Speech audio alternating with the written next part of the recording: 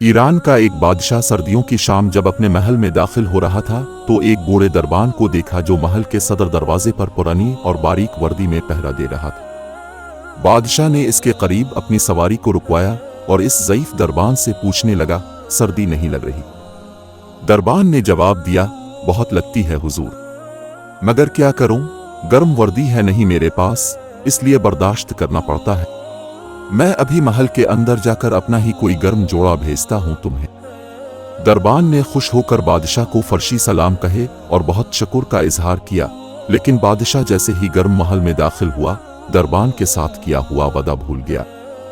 صبح دروازے پر اس بوڑھی دربان کی اکڑی ہوئی لاش ملی اور قریب ہی مٹو پر اس کی یخ بستہ انگلیوں سے لکھی گئی یہ تحریر بھی، بادشاہ سلامت۔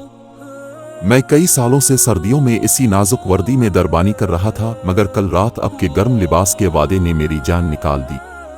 سہارے انسان کو کھوکھلا کر دیتے ہیں، اسی طرح امیدیں کمزور کر دیتی ہیں۔ اپنی طاقت کے بل بوتے جینا شروع کیجیے، خدا را سہاروں کی بساکیاں پھینک کر اپنی طاقت آزمائیں۔